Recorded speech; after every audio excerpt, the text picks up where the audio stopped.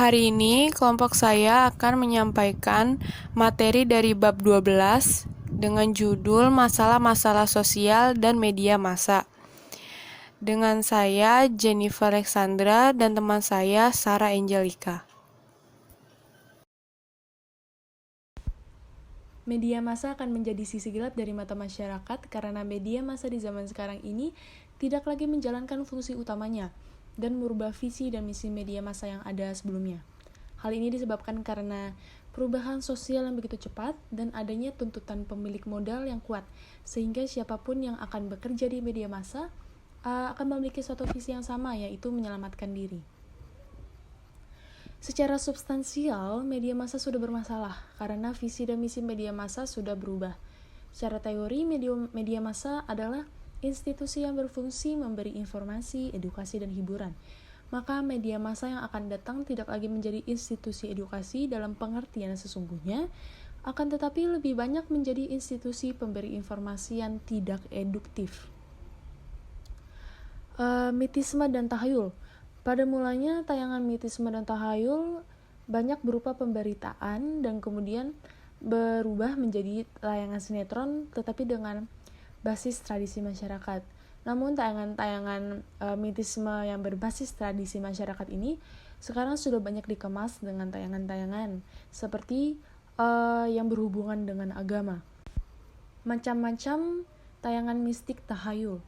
Yang pertama ada mistik semi-sains, yaitu film mistik yang berhubungan dengan fiksi ilmiah, walaupun yang sebenarnya kadang tidak rasional, namun secara ilmiah mengandung kemungkinan kebenaran.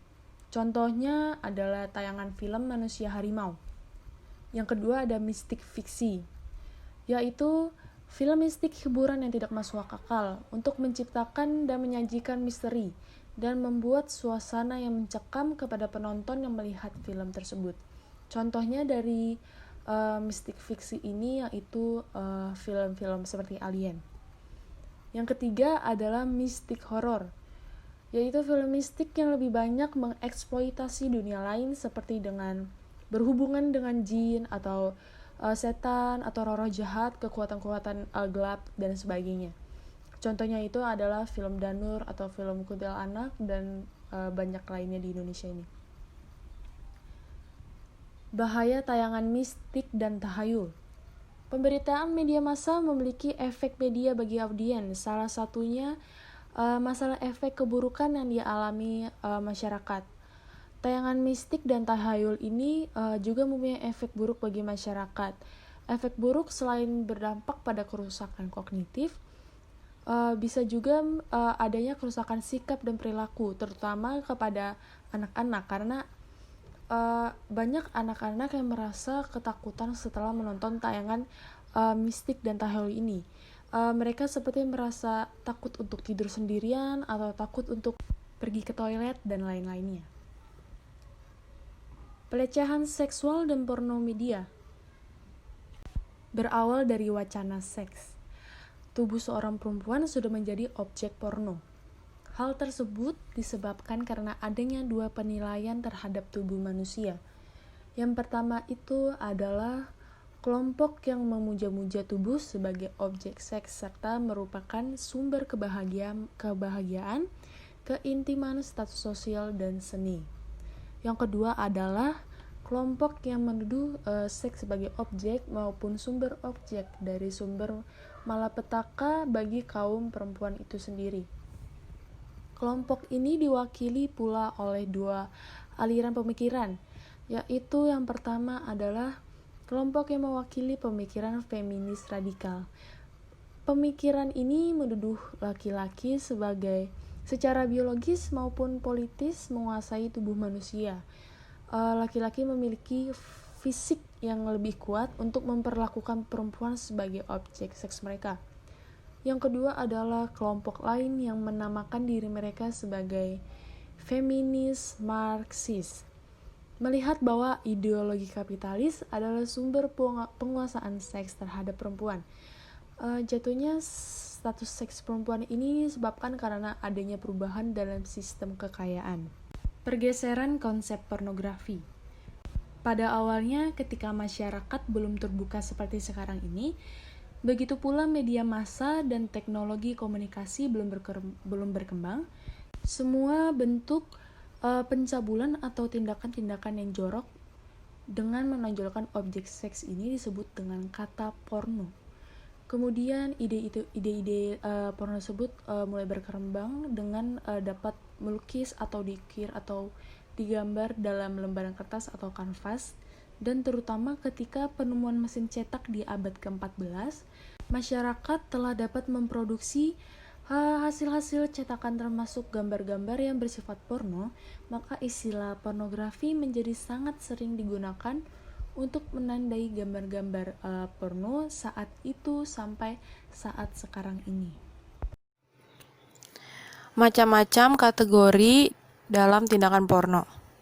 Yang pertama adalah pornografi. Pornografi itu kita sering dengar kata-katanya entah di media massa atau secara langsung. Pornografi itu dikenali karena sifatnya yang mudah ditampilkan dan mudah dicerna. Pornografi sendiri mempunyai arti gambar-gambar, perilaku, pencabulan yang lebih banyak menonjolkan tubuh dan alat kelamin manusia. Yang kedua, ada pornoteks. Pornoteks adalah perbuatan pencabulan yang ditulis sebagai naskah atau berita dalam berbagai versi hubungan seksual. Dalam kasus-kasus yang sering ditampilkan dalam media massa, biasanya ada berbagai bentuk kayak narasi, konstruksi cerita, testimonial, atau pengalaman pribadi secara detail dan vulgar. Yang ketiga ada porno suara. Porno suara sendiri adalah tuturan kata-kata atau kalimat yang biasa diucapkan seseorang. Biasanya diucapkan secara langsung dan tidak langsung, dan orang tersebut mengucapkannya secara halus atau vulgar seperti rayuan tapi ke arah seksual dengan suara, tuturan, atau membicarakan tentang objek seksual dan aktivitas seksual. Yang keempat ada porno aksi. Porno aksi sendiri adalah suatu penggambaran aksi gerakan yang dilakukan oleh seorang atau menampilkan liukan tubuh dan bagian-bagian tubuh lainnya yang memberi rangsangan seksual, sampai dengan aksi mempertontonkan payudara dan alat vital lainnya untuk membangkitkan hawa nafsu seksual bagi yang melihatnya. Dan yang terakhir adalah porno media. Porno media sendiri adalah konteks media massa, pornografi, pornoteks, porno suara, porno aksi yang menjadi bagian-bagian yang saling berhubungan dengan karakter media yang menyiarkan porno itu.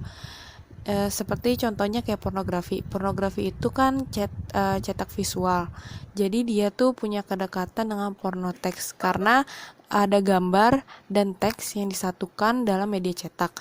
Kalau misalnya pornografi biasanya itu dalam elektronik. Kenapa elektronik? Karena kan itu dalam bentuk gambar dan suara. Jadi kayak ditayangkan di televisi. Itu juga satu dengan porno suara karena mengandung video dan audio. Kekerasan perempuan di media massa. Secara umum, penyebab terjadinya kekerasan terhadap perempuan adalah karena adanya budaya dominasi laki-laki terhadap perempuan. Dalam struktur dominasi, kekerasan seringkali digunakan laki-laki untuk memenangkan pendapat atau menyatakan ketidakpuasan. Minimnya jumlah berita mengenai perempuan di koran-koran bukan menjadi indikator bagi tindakan kekerasan perempuan dalam dan oleh media. Cara memberitakan perempuan di berbagai media, baik di koran maupun televisi, terkadang sangat berlebihan sehingga pemberitaan ini menyudutkan kaum perempuan. Misalnya, berita kriminal yang pelakunya laki-laki tidak akan menjadi judul dengan mencantumkan kata laki-laki.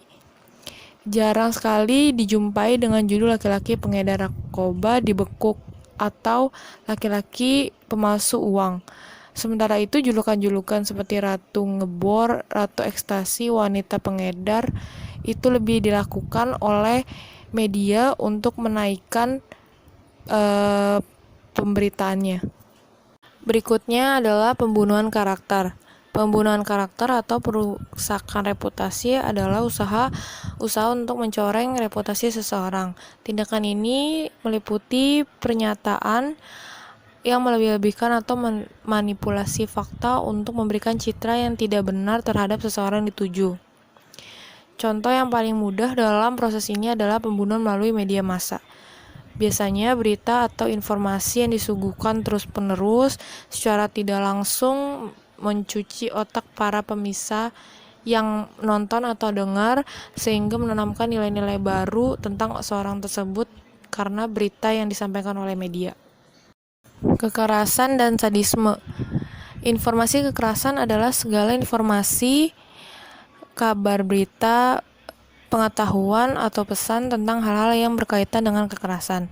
Salah satu contohnya adalah media elektronik yang berpengaruh terhadap kondisi sosial masyarakat, seperti penyampaian seputar berita kriminal yang di dalamnya menampilkan gambar-gambar atau adegan kekerasan yang sebenarnya tidak semuanya bisa disajikan untuk masyarakat.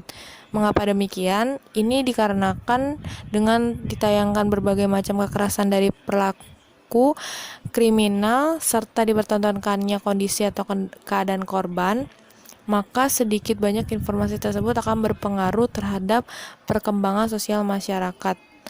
Selain itu juga akan menaikkan rating suatu media massa saat menampilkan adegan kekerasan tersebut, karena masyarakat akan merasa ingin tahu dan terus mencari beritanya melalui media-media tersebut.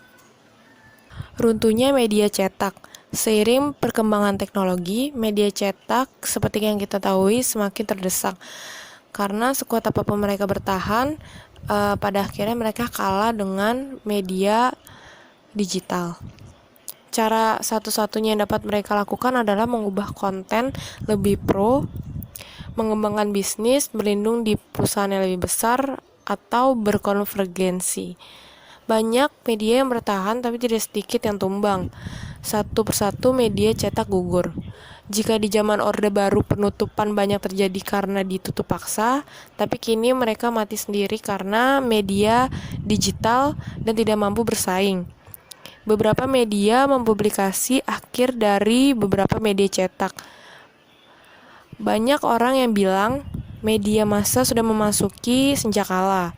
Karena itu mereka dituntut untuk lebih kreatif dan inovatif agar bisa bertahan. Tapi ada salah satu yang masih tegak berdiri hingga saat ini adalah Kompas. Sekian presentasi dari kelompok saya. Mohon maaf jika ada salah kata. Terima kasih.